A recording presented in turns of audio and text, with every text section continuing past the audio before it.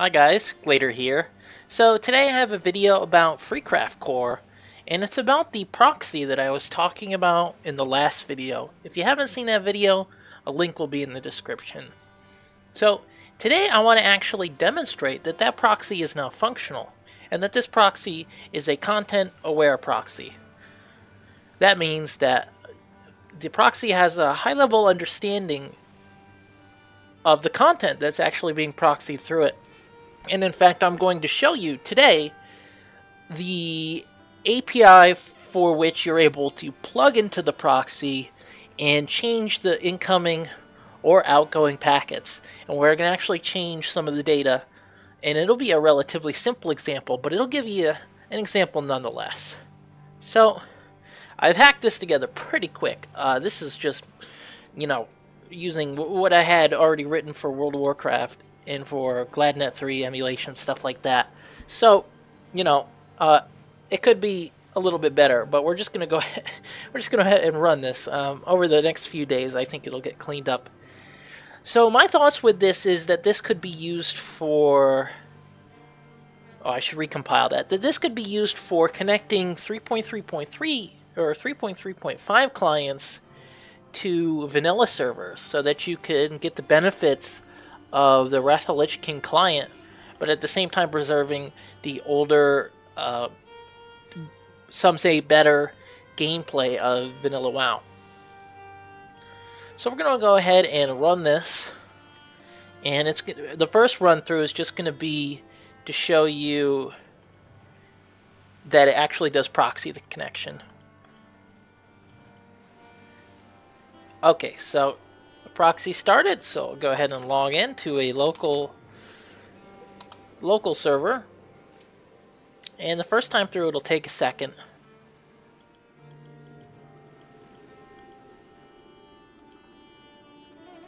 Oh, I'm pretty silly. I know what's wrong. When I prepared this demonstration, I forgot that we were actually capturing a packet, and then I just put this return statement here to disable it so that I could show you later. So I should probably record this, but just to show you how easy it is to work with this API, we're actually just going to set this up to forward the this is the realmless response. Oops, the realmless response payload. Okay, so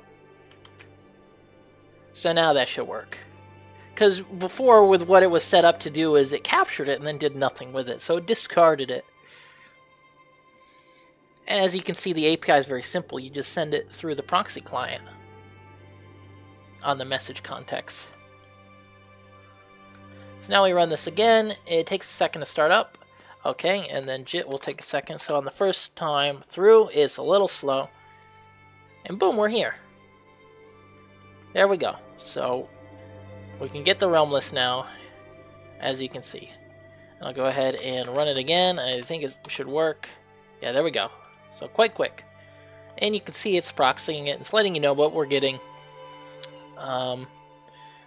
So let's take a look at the realmless. It says Trinity. Now let's go ahead and close the proxy, and I'm going to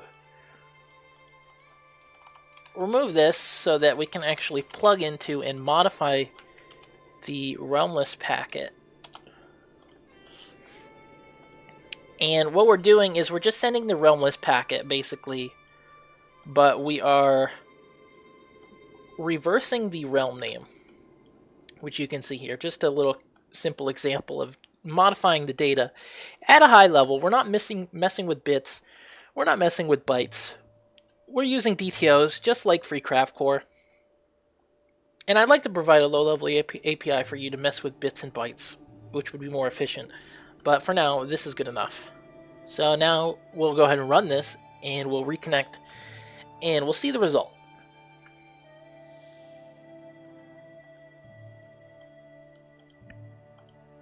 Alright, and we connect.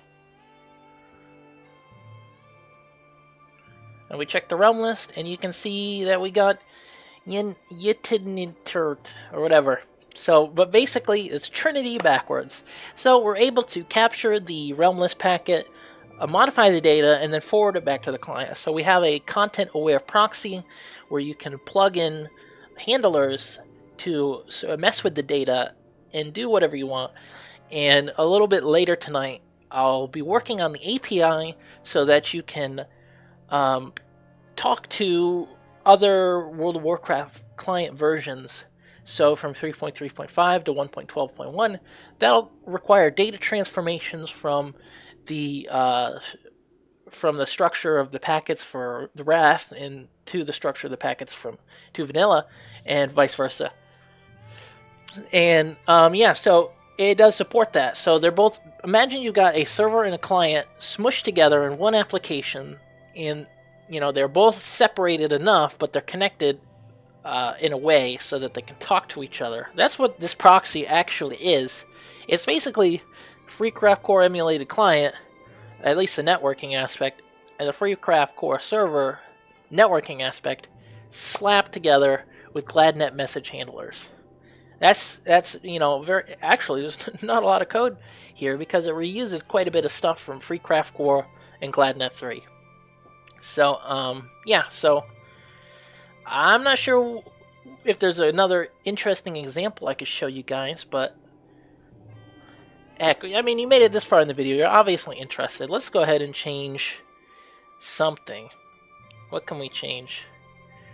We can change the... I was thinking, can we change the... We can change the build information, but is that sent? I'm not sure that's actually sent. See, on some, I don't think it sends the build. So what we'll do is we will change the character count. We will subtract. Oh, let's give it 25 characters. This could cause the client to crash for all I know.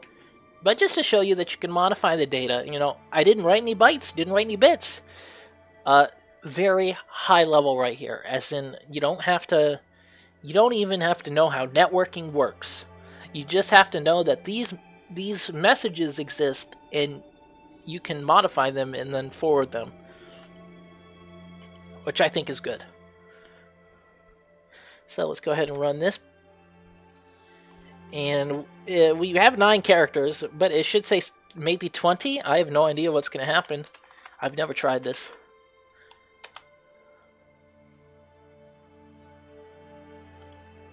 Wow, we've got 25 characters now, I guess. So yeah, you can just do whatever you want. You are essentially the server in a way. You can produce your own packets. We could send an entirely different packet. I could send 3 extra realms. Whatever. It doesn't matter. You can do whatever you want.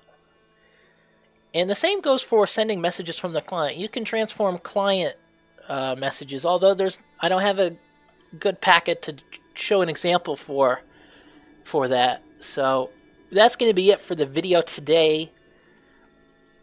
Later tonight, level 200 DK. Later tonight, I'm going to try to get that API set up so that you can have 2 separate serializers, which will allow support for communications between Vanilla WoW and Wrath of the Lich King. There's going to be a lot of challenges with that, aside from just maintaining the actual proxy, allowing you to proxy those connections. So that'll be quite the adventure. But thanks for watching today. Sorry it was such a long video, but hopefully this was slightly interesting. And the possibilities for this are pretty damaging to the World of Warcraft community. And that's not really anything that I can help. People are already doing this. They just don't talk about it, I think. So, thanks for watching, guys. I'll see you in the next video.